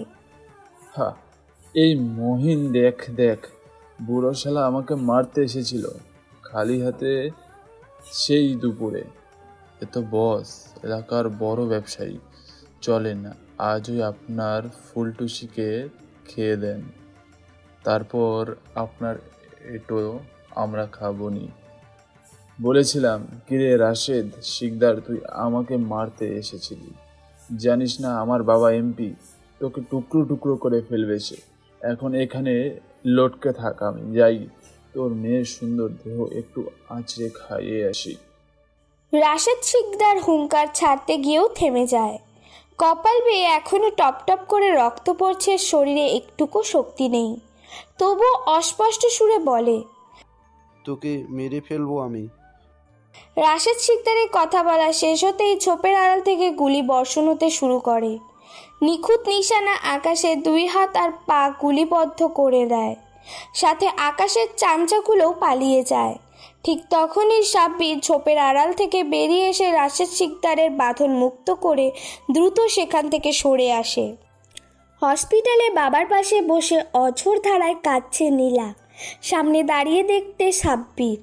রাশেদ শিকদার মেয়ের কান্না বারবার থামাতে চেষ্টা করেও ব্যর্থ হয়ে মেয়ের মাথায় হাত বুলিয়ে দিতে দিতে আর চোখে সাব্বিরের দিকে তাকিয়ে তিনি কিছু একটা ভাবেন। তারপর, কিরে সাব্বির, তুই হঠাৎ ওখানে এলি বলতো? তোকে আমি এখানে কল্পনাও করিনি। কখনো কখনো কল্পনার বাহিরেও অনেক কিছু ঘটে। সে যাই হোক, আপনাকে আমি বারবার বলছি স্যার, দয়া করে আকাশের পেছনে লাগতে যাবেন না। আপনি শুনছেন না আমার কথা। শোন, সব সময় মুখ বুজে সহ্য করতে নেই, এতে অপরপক্ষের সাহস বেড়ে যায়, প্রতিবাদ করতে হয়। থাক, এমন কথা আপনার মুখে মানায় না। কি এমন প্রতিবাদ করলেন শুনি যে আপনার ম্যানেজার আপনার শত কোটি টাকা লোপাট করলো? আপনার শেয়ার হোল্ডাররা আপনাকে মালামালের ভয় দেখায়? রাশেদ শিকদার নুয়ে যায়, মাথাটা নিচু করে ভাবতে থাকেন কিছু। এমন সময় সাব্বির আবারও বলে, সবসময় একরকম হলে চলবে না, ভাবতে হবে, পরিকল্পনা সাজাতে হবে। আপনার ভাগ্য ভালো ছিল বাসায় পিস্তলটা রেখে গিয়েছিলেন, নয়তো আপনার যে কী হতো জাস্ট ভাবুন। আর আপনার মেয়ের কি হতো সেটাও ভাবুন। রাশেদ শিকদার মুচকি হেসে বলে, কিছুই হতো না, কারণ তুই তো আছিস। আমি জানি আমার অবর্তমানে আমার মেয়ে তোর বুকে নিরাপদ। ছি, কি বলছো বাবা তুমি? ওর চাকরের বুকে আমি নিরাপদ মানে? আমি সুস্থ হয় তারপর বলবো। এখন তোমরা বাসা যাও। না না, তোমাকে একা রেখে আমি কিছুতেই বাসায় যাব না। এমন সময় পিচ্চু বাহির থেকে খবরের কাগজের হাতে ছুটে আসে কেবিনে। তারপর দাঁত কেলিয়ে হাসতে হাসতে বলে, ভাইয়া দেখো দেখো, গত রাতে দুর্বৃত্তের গুলিতে আকাশ গুরুতর আহত। সালে কলেজের পেছনে পরিত্যক্ত তাদের আড্ডা ভবনে হিসেবে খ্যাত ভবন থেকে বিপুল পরিমাণ মাদক উদ্ধার করেছে পুলিশ। তার মানে আকাশ এখন জেলে? আপাতত হসপিটালে, তারপর অনির্দিষ্টকালের জন্য জেলে যেতে প্রস্তুত। বলিস কি? এসব হলো কি করে বলতো? আপনাকে খুঁজতে বের হওয়ার সময় আমার বন্ধু রাফিককে সাথে নিয়ে গেছিলাম। সেই বলল এই ভবনে আকাশের বিপুল পরিমাণের মাদক লুকানোর ব্যবসা। তারপর গোপনে নম্বর দিয়ে পুলিশকে ফোন দিয়ে জানালাম, আর তারা আসার আগে ওকে গুলি করে আপনাকে নিয়ে জঙ্গলের পেছন দিয়ে সরে আসলাম। আর সামনে দিয়ে পুলিশ গুলিবিদ্ধ আকাশকে ধরে মাদকগুলো উদ্ধার করে। তুই গুলি করেছিস? না, আপনি করেছেন, এসব ভুলে যান। ভুলেও কখনো কেউ জিজ্ঞেস করলে বলবেন না আমি গুলি করেছি বা ধরিয়ে দিয়েছি। ভেবেছিলাম তুই ভীষণ ভীতু, কিন্তু না, এখন দেখছি তোর সাহস আছে। তোকেও পাথর মেরেছিল আর তুই কিনা সোজা 4 হাতে পায়ে গুলি করে লুলো বানিয়ে দিয়েছিস। সাব্বাস, মন চাইছে তোকে চুমু দি। এমন সময় রাশেদ শিকদার কেসে ওঠেন। নীলাও হুঁশ ফিরে পেয়ে জিহ্বায় কামড় দিয়ে ধরে। সাব্বির বেরিয়ে আসে কেবিন থেকে। এদিকে অজগর সাহেব রাগে ফুঁসতে ফুঁসতে মহিনকে চিৎকার করে বলতে থাকে, তোদের সাহস কি করে হলো আমার গলিবন্দি ছেলেকে ওখানে ফেলে পালিয়ে আসা? বস, আমরা ইচ্ছে করেই পালাইনি, ছোট বস নিজেই বলেছিল পালাতে, তাই আমরা পালিয়েছিলাম। এক্ষুনি খোঁজ লাগাতে শুরু কর, কার এত বড় বুকের পাটা আমার ছেলেকে গুলি করেছে। যে করেছে ওকে পেলে ওর কলিজা আমি ছিঁড়ে ফেলে নেব। বস, আকাশ ভাই রাসেল শিকদারকে তুলে এনেছিল সেখানে। আমার মনে হচ্ছে রাশেদ শিকদার কাউকে দিয়ে গুলি করিয়েছে, শেষে পুলিশ দিয়ে ধরিয়ে দিয়েছে। কি রাশেদ? আমার বন্ধু রাশেদ এই কাজ করেছে? ওকে আমি ছাড়বো না। আমার ছেলের গায়ে যে হাত দেবে আমি ছিঁড়ে ফেলবো। তুই যা এক্ষুনি, আমি রেস্ট নেব। লোকজন রেডি কর, থানায় যেতে হবে, না জানি ছেলেটার কি অবস্থা। মহিন দ্রুত পায়ে সেখান থেকে সরে আসে। অজগর সাহেব সোফায় কতক্ষণ বসে থেকে পকেট থেকে ফোন বের করে ফোন দেয় ওসি নিজামকে। নিলাম এমপি বলেছি। জি জি স্যার বলুন। আমার ছেলেকে ধরে নিয়ে গিয়েছে, বুঝতে পারছো পরিমাণ কতটা ভয়ঙ্কর হবে? স্যার আমি অভিযান চালাইনি, সিআইডি চালিয়েছে। আমি যথাযথভাবে আকাশ ভাইকে নিরাপদে রাখছি। ওর যেন গায়ে একটা ফলের টোকাও না পড়ে, যদি পড়ে তবে। স্যার কিছু বলতে হবে না আপনার, আমি দেখছি, এখনই দেখছি আমি। 10 দিন পর রাশেদ শিকদার বেশ সুস্থ। এখন আর সাব্বির গ্যারেজ থেকে আলাদা করে রাধে না। রাশেদ শিকদারের কথা মতো ওদের বাড়িতেই নিচতলায় এক বিশাল রুমে থাকে। আর পিচ্চু সে এখন বাড়ির মেইন বাবুর্চি। সবাই মিলে সকালের নাস্তা করতে বসেছে। এমন সময় রাশেদ শিকদার বলেন, মা নীলা, আমার বয়স হচ্ছে সেটা তো জানিস। হ্যাঁ বাবা, এখন তোমার সম্পূর্ণ বিশ্রাম প্রয়োজন, আর কোনোভাবেই উত্তেজিত হওয়া যাবে না। হ্যাঁ আমিও তাই ভাবছি, সাথে এটাও ভাবছি তোমাকে এবার বিয়ে দিয়ে দেব। বিয়ে? আমি বিয়ে করব না বাবা, তোমাকে ছেড়ে আমি থাকতে পারবো না। ও চিন্তা তোমার করতে হবে না, তোমার বিয়ে হবে, এমনকি এখানেই থাকবে পাত্র, ও এখানেই আছে। মানে বাবা তুমি কি বলতে চাইছো? আমি ঠিক করছি সাব্বিরের সাথে তোমার বিবাহ দিয়ে দেব। সাব্বিরকে আমি সেই ছোটোবেলা থেকে চিনি, প্রচণ্ড মেধাবী, এমনকি প্রচণ্ড ভালো ছেলে। ওর মতো ছেলে আর আমি পাবো না তোমার পাত্র হিসাবে। বাবা মজা নিও না, এসব চাকরের বাচ্চাকে আমি বিয়ে তো দূরেই থাক, এই বাসাতেও আর রাখবো না। তোমাকে সেই রাতে রক্ষা করায় কৃতজ্ঞতা স্বরূপ একই টেবিলে খেতে বসেছি, আর তুমি কি না ওর সাথে আমার বিয়ে দেবে? ও আমায় শুধু গত রাতে বাঁচায়নি, বহুবার বিপদ থেকে উদ্ধার করেছে। আর শোনো, সে এখন আর কোনো চাকর বা তোর ড্রাইভার নয়, তোমার হবু হাজবেন্ড আর আমার কোম্পানির ম্যানেজার। বাবা এর চেয়ে কোনো ভিখারির সাথে আমার বিবাহ দিও, আমি মেনে নেব, কিন্তু একে বিয়ে আমি করব না, এটাই আমার শেষ কথা। কথাটা বলে নীলা চেয়ার ছেড়ে উঠতে যাবে, অমনি রাশেদ শিকদার মেয়ের হাত টেনে ধরে চেয়ারে বসিয়ে দেন আর রাগী গলায় বলেন, রাগিও না আমায়, আমি সব সময় তোমার জন্য বেস্ট অপশন চয়েস করছি, এমনকি এখনও করছি। চুপচাপ মেনে নাও এবং বিবাহ করো। অবশ্যই তুমি করতে না চাইলেও জোর করেই আমি তোমার বিয়েটা দেব। আজই কাজে আসবে একটু পর, খেয়ে দিয়ে এখানেই ড্রয়িং রুমে বসে দুজন আলাপ করে নাও। যদিও তোমরা ছোট থেকেই একে অপরকে চেনো, তবে আজকে চেনা জানা অন্যরকম। বাবা চুপ, যেটা বলছি সেটা করো। কোথার নড়চড় হলে আমি আবার উত্তেজিত হব বলে দিলাম। এই পিচ্চু, কোথায় তুই? আয় তো আমার সাথে একটু বাইরে যাব বাজার করতে। রাশেদ শিকদার চলে যায় পিচ্চুকে কোলে নিয়ে। নীলাও হনহন করে গিয়ে সোফায় বসে। সাব্বির খাওয়া শেষ করে নিজের ঘরের দিকে পা বাড়াতে যাবে, অমনি নীলার চিৎকারে ওর শব্দ ভেসে আসে। এই তোর জন্য আমি বসে আছি সোফায়, আর তুই ঘরে চলে যাচ্ছিস? ইয়ে না মানে? কিসের না মানে মানে করছিস? দ্রুত আমার চোখের সামনে আয়, তোকে আজ কি করব ভাবতেও পারবি না। সাব্বির মনে মনে হাসতে হাসতে নীলার সামনে গিয়ে দাঁড়ায়। নীলা সাব্বিরের পা থেকে মাথা পর্যন্ত ভালো করে দেখে নিয়ে বলে, বাবা কি বলেছে শুনেছিস? জি, আমি আপনার হবু হাজবেন্ড। সেটা শুধু নামেই। আমি তুই বাবার সামনে স্বামী স্ত্রীর অভিনয় করলেও কখনো স্বামী স্ত্রী হব না, এটা মাথায় রাখবি। আচ্ছা। ভুলেও আমাকে টাচ করতে আসবি না। বাবার সামনে তুমি করে ডাকবি, আর বাকি সময় ম্যাডাম। আমার বেডরুমে হয়তো আজ থেকে থাকবি, তুই দ্রুত পাশের রুম থেকে সোফা নিয়ে আমার ঘরে রাখ।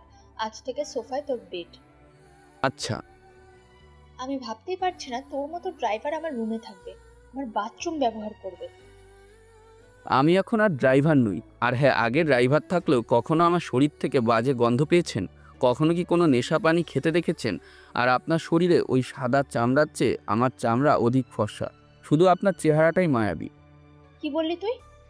আমি যা বলি একবারই বলি, শুনলে শুনেন, না শুনলে নাই। আর হ্যাঁ, আপনাকে না আমার স্ত্রী হিসেবে চাই না। আমি চাই আমার স্ত্রী আমার চেয়েও সুন্দর হোক। সেখানে আপনি তো আমার চেয়েও থাক না বলি। সত্যি কথার আবার ভাত নাই। এই এই ভিখারির বাচ্চা, তুই কি বললি? আমি তোর চেয়ে দেখতে কালো? আরে তুই আমার হাতেই শুতে দেখেছিস, বাকি অঙ্গ দেখিসনি, বুঝলি? দেখলে হা করে তাকিয়ে থাকবি। সাব্বির মুচকি হেসে বলে, দেখিনি, তবে আজ দেখতে তো পারি। সো সাবধানে, মনে রাখবেন আজ কিন্তু আমাদের বাসর রাত। দূর হ চোখের সামনে থেকে। বাসর বাসর করিস না। গায়ে হাত দিতে এলে তোর হাত কেটে পকেটে ঢুকিয়ে রাখবো। স্বামীর হাত কেটে দিবেন, তবে কিন্তু আপনারই ক্ষতি। আপনি কিন্তু আর স্বামীর হাতে আদর পাবেন না। নিকুচি করেছে তোর আদরে। তোর আদর তোর বউকে দিবি, আমাকে নয়। তুমি আমার বউ হবে প্রিয়। আজকের এই দিনটার জন্যই আমার এই জীবন। কি বললি তুই? বিয়েটা সেরে নি, তারপর তোমাকে নিয়ে ভালো ডক্টরের চেম্বারে যাও। মনে হচ্ছে তোমার কানের প্রবলেম। দূর হ বলছি, আমাকে রাগাস না প্লিজ। আমার মাথা কিন্তু ফেটে যাবে। ওকে ওকে ম্যাডাম, কুল ডাউন। আমি যাই, দেখি আপনার কথা মতন সোফার ব্যবস্থা করি। যাই হোক, বউয়ের হুকুম ব্যতীত তার শরীরে হাত দেওয়ার মতন কাপুরুষ আমি নই। সে দেখা যাবে তুই কেমন বীর পুরুষ। শোন, এসব মেয়েদের বিয়ে একবারই হয়, হয়তো আমারও তোর সাথে আজ হবে। নিজেকে চেঞ্জ করতে শুরু কর। ভীতুপানা ছেড়ে প্রকৃত পুরুষ হয়ে ওঠ। মনে রাখবি, ভীতুদের বিড়ালও ভয় দেখায়। সবার কাছে বীরপুরুষ হতে নেই, কিছু স্পেশাল মানুষের কাছে ভিতর ডিমই থাকতে চাই। আর শোনো, আমার বউ হতে চাইলে অহংকার ত্যাগ করো। তুমি হয়তো জানো না, অহংকার মানুষকে ধ্বংস করে দেয়। তুমিও সেই অহংকারে বশীভূত। এই চুপ, জ্ঞান দিবি না একদম। তোকে আমি যা বলার বলবো, তুই চুপ করে শুনবি। আর শোন, এখনো জামাই হোসনি, আর আমিও মেনে নিইনি। যতদিন না মেনে নিচ্ছি ততদিন দূরে থাকবি। আমি জানি তুমি মেনে নিবা খুব তাড়াতাড়ি, তবে এমন কিছু করো না যাতে আমার তোমাকে মেনে নিতে এক পাহাড় সমান অভিমান চলে আসে। কথাটা বলে সাব্বির সেখান থেকে চলে আসে সোজা নীলার বেডরুমের সামনে। মেয়েদের রুমে ঢুকতে খানিকটা দ্বিধাবোধ করছে সে, তবুও নিজেকে সামলিয়ে নিতে চেষ্টা করে। হবু বউয়ের রুম বলে তবুও মানিয়ে নিতে না পেরে দ্বিতীয় তলা থেকেই নীলাকে ডাক দেয়। নীলা ম্যাডাম শুনছেন? সাব্বিরের ডাক শুনে কেন যেন নীলা বেশ লজ্জা পেয়ে যায়। সাব্বিরের অগোচরেই লাজুক হেসে মুখে কঠোরতা ভাব নিয়ে এসে সাব্বিরের দিকে মুখ তুলে তাকায়। তারপর, কি হয়েছে, ডাকছিস কেন? না মানে, আগে কখনো মেয়েদের রুমে ঢুকিনি, আর তাছাড়াও আপনার রুমে ঢুকে আপনার প্রাইভেসি নষ্ট করতে যাচ্ছি। যদি অনুমতি দেন তবেই ঢুকতাম। এই থাম থাম, আমিও যাচ্ছি তোর সাথে। বলা তো যায় না কিছু পকেটে ঢুকিয়ে নিলে। এতদিন এই চিনলেন? চোর হলে বহু আগেই চুরি করে নিয়ে যেতাম, তবে আমি একটু অন্য রকমের চোর। তাই নাকি? তা কি রকমের চোর তুই শুনি? হবু বউয়ের মন চোর। অবশ্য এখনো চুরি করিনি, তবে করতে আর কতক্ষণ। পটাতে চেষ্টা করছিস? করতে থাক, তবে পারবি না। এই নীলা আর শতমের মতো এই সব পাগল কথা পড়বে না, বুঝলি? পড়বে একদম। পটে গিয়ে গলে যাবে। আমাকে পেতে সে উতালা হবে, আমাকে চাইবে নিজের খুব কাছে, তবে পাবে না। এ যা তো, তোর বক বক বাদ দে। চল তোকে রুমে নিয়ে যাই। কি দিন আসলো, একটা ছেলে কিনা আমার রুমে থাকবে। আসলেই কি দিন আসলো, আমাকে কিনা এখন একটা মেয়ের সাথে থাকতে হবে। এখন আর লুঙ্গি পরে ঘুমানো যাবে না। মানে লুঙ্গি পরে ঘুমানো যাবে না কেন? থাক, ওসব বলবো না। চলুন তো আপনার রুমে। স্যার আসার আগেই আপনার ঘরের সোফাটা ফিট করে নিই, না হলে আবার স্যারকে কৈফিয়ত দিতে হবে। ভালো বলেছিস, চল চল। নীলার পেছন পেছন ওর রুমে ঢুকতেই নীলার শরীরের বিশেষের পারফিউমের একটা মিষ্টি ঘ্রাণ সাব্বিরের নাকে আসতেই নেশার ঘোরে চলে যায় সাব্বির। ওর ইচ্ছে করতে থাকে নীলাকে শক্ত করে জড়িয়ে ধরে ওর গলার ভাঁজে নিজের মুখ ডুবিয়ে দিতে। এমন সময় কিছু পড়ার শব্দে সাব্বির চোখ মেলে তাকায়। মেঝেতে লোশনের বোতল পড়ে আছে, সামনে কোমরে হাত দিয়ে দাঁড়িয়ে নীলা। সাব্বিরকে তাকাতে দেখে বলে, এই হলি তুই পুরুষ। সামান্য একটু রুমে এসেছিস, তাতে এভাবে থরথর করে কাঁপছিস। শোন, পুরুষ কখনো এভাবে কাঁপে না, বুঝলি? সব পুরুষই তার শখের নারী সংস্পর্শে এলে কাঁপে, আর যে পুরুষ কাঁপে না, বুঝে নিও সে কোনো বেশ্যার সংস্পর্শে গিয়েছে, তার মাঝে কোনো অনুভূতি নেই। চুপ, এসব নোংরা কথা মুখে আনবি না। ইদানিং দেখছি তোর মুখ খুব ছুটছে। বলি, এত মুখ চালানো শিখলে কি করে? হ্যাঁ, সময় মতন কথা বলতে হয়। এখন ওসব থাক, চলুন পাশের ঘর থেকে সোফাটা ধরে আনি। চল। বিকেলবেলা রাশেদ সাহেব, পিচ্চুর আর সাথে একটা হুজুর আসেন বাসায়। নীলা আর সাব্বিরের তখনও সোফায় বসে বকবক করছিল। বাবাকে দেখে নীলা দ্রুত সাব্বিরের পাশ থেকে উঠে দাঁড়িয়ে যায়। সাব্বিরও দাঁড়ায়। রাশেদ শিকদার সেসবে পাত্তা না দিয়ে হুজুরকে বলে, কাজী সাহেব, এদের দুজনেরই বিবাহ পড়িয়ে দিতে হবে। সে পড়িয়ে দিব, তবে আগে শুনি ছেলে মেয়ে রাজি কিনা। তোমরা দুজনই কি এই বিয়েতে মত প্রদান করছো? নীলা ওর বাবার দিকে তাকায়। ওর বাবাও ওর দিকেই তাকিয়েছিল। বাবা মেয়ের চোখাচোখি হতেই নীলা চোখ নামিয়ে নিয়ে বলে, জি কাজী সাহেব, আমি রাজি। আর বাবা তুমি? আমি রাজি কাজী সাহেব, তবে দেনমোহর আমি মাত্র 10 টাকা দিতে পারবো। এর উপর আমার 1 পয়সাও নগদ নেই আমার কাছে। সে কি কথা, 10 টাকা দেনমোহর হয়? অবশ্য ছেলের যতটুকু সামর্থ্য এবং নগদ পরিশোধ করতে পারবে তাই হবে দেনমোহর। আপনি চাইলে কনেকে জিজ্ঞেস করতে পারেন সে রাজি কিনা বিবাহেতে। ওই এমন খোঁজা মারিস কেন তুই? ওই ওই ওই 10 টাকাও আমি নিব না কাজী সাহেব, বিনা দেনমোহরে বিবাহ পড়িয়ে দিন। সে হয় না, যাই হোক, পাত্রের 10 টাকা দেনমোহরেই বিবাহ পড়িয়ে দেব। কি বলেন সিকদার সাহেব? হ্যাঁ, তাই করুন, আমার কোনো আপত্তি নেই। অতঃপর কাজী সাহেব সাব্বির আর নীলার বিবাহ পড়িয়ে 4 হাত এক করে দিয়ে চলে যান। ডিনারে পাশাপাশি বসে আছে সাব্বির আর নীলা। এই প্রথম কোনো নারীর এত কাছে সাব্বির। কেন যেন অদ্ভুত এক ভালো লাগা কাজ করছে ওর। তবুও নিজেকে যতটা সম্ভব সামলিয়ে নেয়। এমন সময় রাশেদ শিকদার বলেন, আমি ভেবেছি পিচুকে নিয়ে 1 মাসের জন্য দেশের বাইরে চলে যাব হাওয়া পরিবর্তন করতে। কেন কেন বাবা, হঠাৎ এমন সিদ্ধান্ত? না, এমনি শরীর ভালো না, জানো তো কত বড় বিপদ থেকে উদ্ধার হয়েছি। এগুলো ভুলতে একটু ঘোরার প্রয়োজন। তাছাড়া তোমরা নবদম্পতি একসাথে একটু আলাদা থাকো, আমি বরং পিচুকে নিয়ে ঘুরে আসি। কিরে পিচ্চু, রাঁধুনির চাকরি ছেড়ে এখন সেক্রেটারির চাকরি নিলি? ভাই রে ভাই, তুই এতই চাকরি করলি? হি হি হি, সব আমার জন্য ভাইয়া। বোমার নতুন সেক্রেটারি এই পিচ্চু। যাই হোক, তোমরা রুমে যাও, আমরা বরং কাপড় প্যাক করি। তোমরা ওঠার আগেই আমরা দেশ ছাড়বো। আচ্ছা, তুমি যা ভালো মনে করো। রাশেদ শিকদার উঠে চলে যান। টেবিলে নীলা আর সাব্বির পাশাপাশি বসে। দুজনেই প্লেটের মাঝে নকশা আঁকছে। এমন সময় সাব্বির বলে ওঠে, এভাবে প্লেটে নকশা না এঁকে খেয়ে নিলেই তো হয়। আমার প্লেটে নজর না দিয়ে নিজের প্লেটে তাকিয়ে দেখ, তুই নিজেও নকশা আঁকছিস। সাব্বির, তাছাড়া কি করব, আর একা একা খাওয়া চায়, কেমন লজ্জা লাগে। শালা, আজীবন জানলাম মেয়েদের লজ্জা বেশি, কিন্তু আমি ছিলাম একটা লজ্জাবতী না। এখন আমার বর। বাহ বাহ, বর হিসেবে মেনে নিয়েছো? দেখ, রাগাবি না। পান থেকে চুন খসলে মেনে নিয়েছো করবি না। এখনো বহুত সময়ের ব্যাপার। চল রুমে যাই, নয়তো বাবা আবার কি না কি ভাববে। এত তাড়াতাড়ি রুমে গেলে আবার উল্টাপাল্টা ভাববে কিন্তু। যা ভাবে ভাবুক, এখন চল রুমে। ওকে ওকে, চলুন ম্যাম, মনে হয় বাসর করতে লুকিয়ে আসছে। সাব্বিরের কথা শোনা মাত্রই নীলা ঠাস করে সাব্বিরের গালে থাপ্পড় মেরে হনহন করে চলে যায়। বেচারা সাব্বির এক হাতে গাল ধরে খেতে শুরু করে।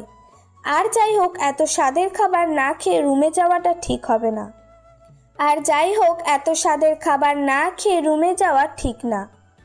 এদিকে নীলা রুমে গিয়ে অপেক্ষা কেন যেন ছটপট করতে থাকে কোনো এক অজানা কারণে। বারবার ওর মনে বলতে থাকে ও কোনো মূল্যবান জিনিস বাহিরে রেখে এসেছে। নিজেই মনকে শান্ত করতে করতে বিছানায় গিয়ে বসে। ঠিক তার কিছুক্ষণ পরে সাব্বির দরজা ঠেলে ভেতরে ঢোকে। সাব্বিরকে দেখে নীলা কঠোর চাউনিতে ওর দিকে তাকিয়ে বলে, এত দেরি করলি কেন রুমে আসতে? আগে এসেও বা কি হতো, আমাদের তো আর বাসর হবে না। না হবে না, তাই বলে আমাকে একা বসিয়ে রাখবি? মাথা ঠিক আছে আপনার ম্যাম? আপনার রুমে আপনাকে আমি কেন দাঁড়িয়ে রাখাবো? ঘুমিয়ে পড়ুন না। এই চুপ, তুই বুঝবি না। এই প্রথম কোনো ছেলে আমার রুমে আসবে, ঘুমাবে, তাই আনইজি ফিল করছি। যা সোফায় ঘুমিয়ে পড়। আচ্ছা, ফাটা কপাল, বাসর রাতে বইয়ের একটা চুমুও পেলাম না। পাবি, সবই পাবি। সময় মতো আগে নিজেকে বদলিয়ে ফেল। আমি আগেই বলেছি কিছু মানুষের সামনে নিজেকে কখনোই বদলাবো না, আর সেসব মানুষের মধ্যে তুমি একজন। থাক, অন্ধকারে বকবক করার ইচ্ছে নেই, ঘুমিয়ে পড়। Good night. সকাল সকাল নীলার ঘুম ভেঙে যায় আর প্রথমেই চোখ যায় সাব্বিরের দিকে। তারপর হঠাৎ করে নীলা চিৎকার দিয়ে উঠে যায়। সাব্বির! তারপর হঠাৎ করে নীলা চিৎকার দিয়ে ওঠে। নীলার চিৎকারে সাব্বিরের ঘুমের 12টা বেজে গেছে। নীলার চিৎকারে সাব্বিরের ঘুমের 12টা বেজে যায়। সোফা থেকে লাফিয়ে উঠে বলতে থাকে, কি হয়েছে, কি হয়েছে? এভাবে সকাল সকাল কাউয়ার মতন কাকা করছো কেন? কত সুন্দর স্বপ্ন দেখছিলাম, সব নষ্ট করে দিলে তো। নীলা তখনও হাঁ করে সাব্বিরের দিকে তাকিয়ে আছে। সাব্বির চোখগুলো হালকা ডোলে নীলার দিকে তাকিয়ে ওর চোখকে অনুসরণ করে নিজের দিকে তাকাতেই সে নিজেও চিৎকার করে উঠে দ্রুত সোফার নিচ থেকে নিজের লুঙ্গি বের করে কোনো মতো কোমরে জড়িয়ে নিয়ে এক দৌড়ে বাথরুমে ঢুকে যায়। ঘণ্টাখানেক পর বাথরুমের দরজায় ঠাস ঠাস শব্দে সাব্বিরের তন্দ্রা ছুটে যায়। হাই তুলতে তুলতে বলে, কে রে? কে আবার? আমি তোর ম্যাডাম। দ্রুত বাথরুম থেকে বের হয়। কত সময় ধরে বাথরুমে বসে থাকবি শুনি? আমি ফ্রেশ হব না নাকি? না, এই মুখ আপনাকে আমি আর দেখাতে পারবো না। ছি, কি লজ্জা! আমি ভুলেই গিয়েছিলাম, লুঙ্গি পরে ঘুমালে আমার কোমরে আর থাকে না। এই চুপ কর তো, চুপচাপ বের হয়ে আয়। আমি কিছু দেখিনি। সত্যি তো? সত্যি, বেরিয়ে আয়, এখন আমি ফ্রেশ হব। সাব্বির টিপ টিপ পায়ে বাথরুম থেকে বের হতেই নীলা বাথরুমে ঢুকে দরজা লাগিয়ে দেয়। সাব্বির ওই সুযোগে ঘর থেকে বেরিয়ে ড্রয়িং রুমে এসে কয়েকবার পিচ্চু এই পিচ্চু বলে ডাক দিলেও কারো সাড়া শব্দ না পেয়ে কিচেনে গিয়ে উকি মারে।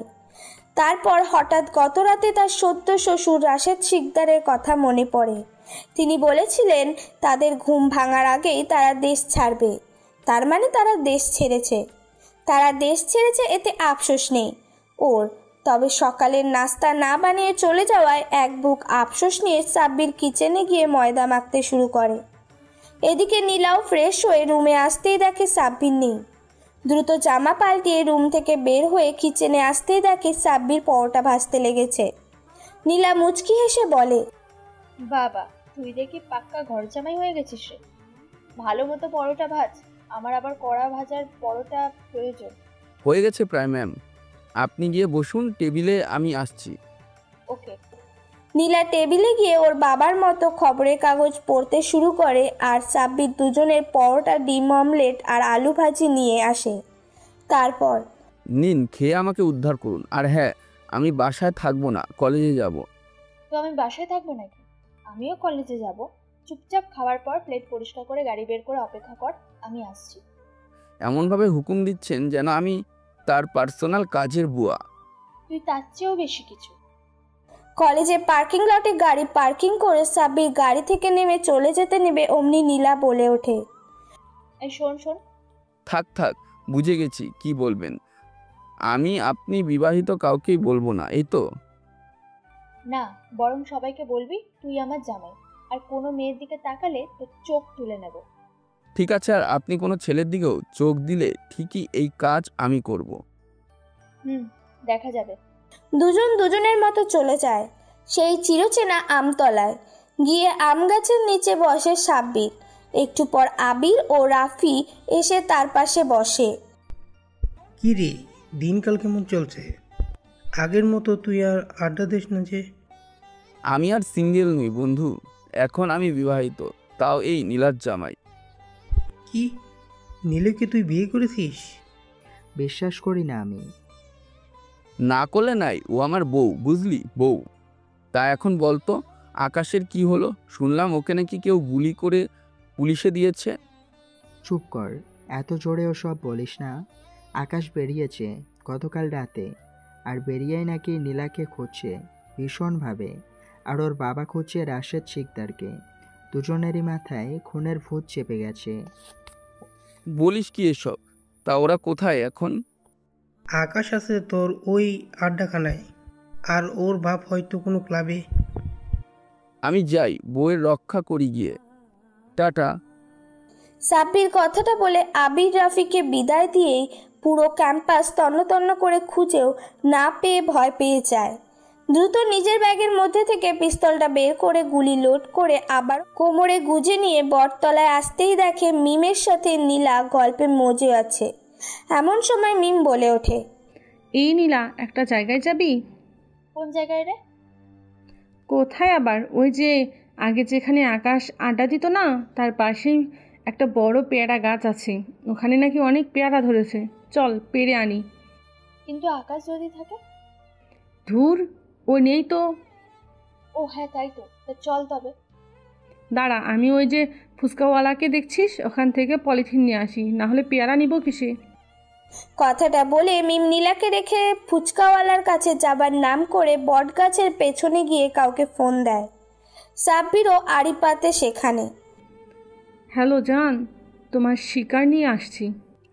আরে হ্যাঁ, আজই, এবং এটাই কিন্তু শেষ। এরপর তুমি শুধু আমার, অন্য কারো দিকে তাকাবে না কিন্তু, প্রমিস। ওকে মাই লাভ, আছি। ফোন রেখে মিম গাছের আড়াল থেকে বেরিয়ে নীলার দিকে যেতে থাকে।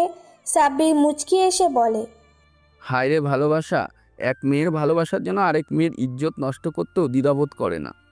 তোর বাঁচারও প্রয়োজন নেই।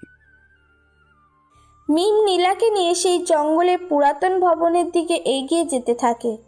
সাব্বির নিজেও ওদের ফলো করতে করতে এগিয়ে যায়। পুরাতন ভবনের কাছে মিম নীলাকে নিয়ে যেতেই ভবন থেকে হুট করেই আকাশ বেরিয়ে এসে নীলার সামনে দাঁড়ায়। হঠাৎ করে আকাশকে দেখে নীলা চিৎকার করে উঠতে নিবে, অমনি মিম নীলার মুখ চেপে ধরে। মিমের এমন কাণ্ডে নীলা বিস্ময়কর চাহনিতে ওর দিকে তাকায় আর আকাশ হেসে বলে, কিরে নীলা, তোকে দেখি খুবই বোকা বোকা লাগছে। কি ভাবছিস মিম তোর মুখ কেন চেপে ধরলো? আরে সব আমার প্ল্যান, বুঝলি? সব আমার প্ল্যান। তোকে আজ এখন এমনভাবে খাবো যে তোর নতুন স্বামী, আই মিন টপার বয় সাব্বির, তোর শরীরের দিকে তাকাতেও ঘৃণা করবে। জান, তাড়াতাড়ি করো তো, নিয়ে যাও ভেতরে, আমি দাঁড়িয়ে পাহারা দেই, কেউ আবার চলে আসবে। হ্যাঁ শোনো।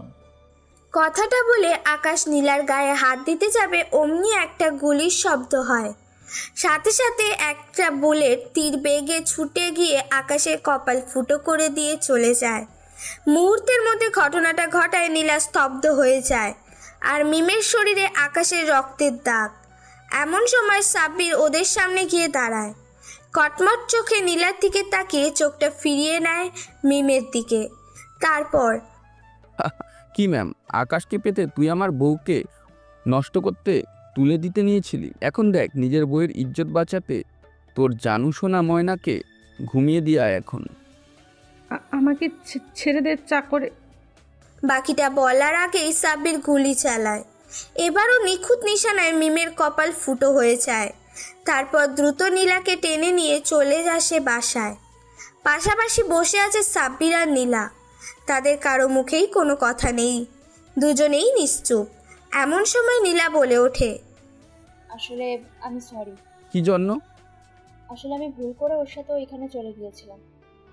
থাক, ওটা মনে করতে হবে না আর। বিশ্বাস করে ঠকতে গিয়েছিল, তবে ঠকেনি। সাবধান হও এখন থেকেই। একটা কথা বলবো? বলো। তোমার হকটা তোমাকে দিয়ে দিতে চাই, আর আমার হকটা আমি নিয়ে নিতে চাই। কোন হকের কথা বলছো? স্বামী স্ত্রীর হকের কথা বলছি। কিন্তু তুমি তো আমায় মেনে নাওনি। গত রাতে নিইনি, তবে এখন তো নিচ্ছি। সত্যি বলছো তো?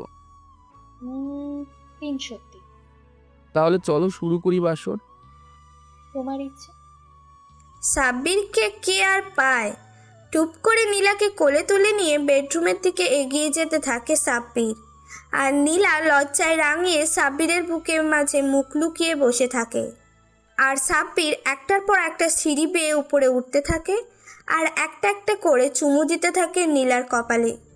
বেডরুমে গিয়ে নীলাকে বিছানায় শুয়ে দিয়ে সাব্বির নীলার পাশে শুয়ে পড়তে অজানা শিহরণে সাব্বিরকে শক্ত করে জড়িয়ে ধরে নীলা। তারপর ইতিহাস। এদিকে নিজের পুত্রের এমন মৃত্যুতে অজগর সাহেব পুরোই পাগল হয়ে যান। তন্ন তন্ন করে খুঁজে থাকেন ছেলের খুনিকে। পরের দিন সকাল, মুখের ওপর পানির ছিটায় ঘুম ভেঙে যায় সাব্বিরের।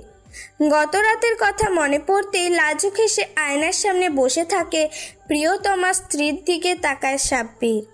তার মুখে দুষ্টুমি আর লাজুকতার হাসি। সাব্বির উঠে গিয়ে নীলাকে পেছন থেকে জড়িয়ে ধরে বলে, কি বউ, সকাল সকাল গোসল করলে যে? ঢং করো না তো একদম। গত রাতে যা দুষ্টুমি করেছো আমি ভুলবো না কোনোদিন। এই দিন ভুলার নয়, বুঝলে? স্মৃতির পাতা এই দিনটিকে স্মরণ করে রেখো। বৃদ্ধ বয়সে কোনো এক সময় মনে করবো দুজনে। আচ্ছা, এখন যাও, তুমিও গোসল করে এসো, আমি কিচেনে গেলাম। আরেকবার আদর করলে হয় না? খুব ইচ্ছে করছে। আর না জানাব, আবার রাতে। এখন যাও, ভালো ছেলের মতো গোসলে। ওকে বউ। দেখতে দেখতে একটা মাস কাটিয়ে দেয় সাব্বির আর নীলা একান্তেই। 1 মাস পর পিচ্চু আর রাশেদ শিকদার ফিরে আসেন। সাথে করে নিয়ে আসেন তার হবু নাতি নাতনিদের জন্য হরেক রকমের খেলনা জামা। এসব দেখে নীলার লজ্জার শেষ নেই। রাশেদ শিকদার ফেরার পরের দিনই অজগর সাহেবের লাশ পাওয়া যায়। সাব্বির অজগর সাহেবের লাশ টিভিতে দেখে রহস্যময় হাসি দেয় রাশেদ শিকদারের দিকে তাকিয়ে। 1 বছর পর নীলা বর্তমানে 5 মাসের প্রেগনেন্ট। এদিকে সাব্বিরের নতুন পরিচয় এমপি।